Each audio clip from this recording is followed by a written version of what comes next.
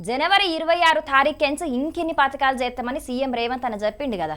దానికోసం నిన్నటి సంధి అన్ని ఊళ్ళల్లో ప్రజాపాలన పేరు మీద గ్రామ సభలు సుతం పెడుతున్నారు. కాకుంటే ఈ సభలల్లా జనాల రెస్పాన్స్ మాత్రం వేరే లెవెల్ ఉంటున్నది. మరి ఆ ముచ్చట్లు అన్నిటి మీద ఓ నజర్ వేయాలి కదా. పాండ్రి మరి జల్దిన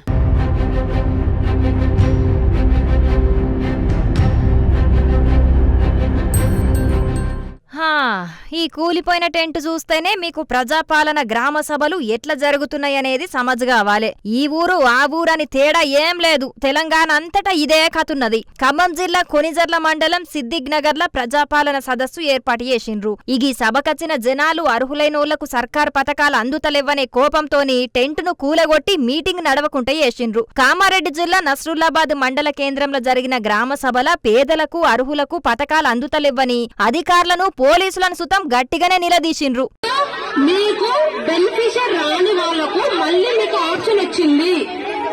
మీరు ఆప్షన్ పెట్టండి. రానప్పుడు అప్పుడు మీరు ఇప్పుడు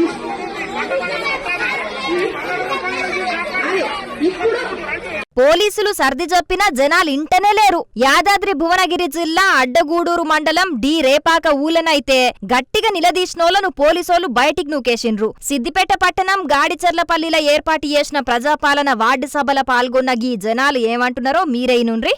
ఒకే ఒక స్కీమ్ ఉంటుండే రైతు భరోసా. ఇప్పుడు 2 టర్మ్స్ పోయింది. ఇప్పుడు ప్రతి సిస్టమ్ అంతా ఆన్లైన్ సైడ్ ఆఫ్లైన్ ఇస్తే 15,000 ఇస్తానే 15,000 ఎటు పోయినాయి. ఆ 10,000 ఎటు పోయినాయి. 10,000 కూడా దిక్కులేదు. ఇది వరకు ఇప్పుడు ఒక పంట పోయిపోయింది. ఈ పంట సగం నడుస్తుంది. ఇన్నరా మాకచ్చే ఒకటే స్కీము రైతు బంధు. ఇప్పుడు 2 పంటల సంధి అది కూడా పోయింది. అయినా దునియా మొత్తం ఆన్లైన్ తోనే నడుస్తుంటే ఇంకా గీ పేపర్ల మీద రాసిచ్చుడు అవిటిని ఎక్కడనో వారేసుడు ఇదేందని గరానికి రావట్టిండ్రు జనాలు. ఈ సభల పాల్గొన్న మాజీ మంత్రి హరీష్ రావు సారు కూడా సర్కార్ మీద బగ్గనే గరానికచ్చిండు. ఏడాది కింద దరఖాస్తు ఇస్తే ఇప్పటికీ దిక్కులేదు. మళ్ళా ఎన్నిసార్లు దరఖాస్తులు ఇయ్యాలని ఫైర్ అయిండు. ఎన్నికలకు ముందు అందరికి పరమాన్నం పెడతామని చెప్పి ఇప్పుడు అందరికి పంగనామాలు పెడుతున్నారని ఎడ్డిచ్చిండు.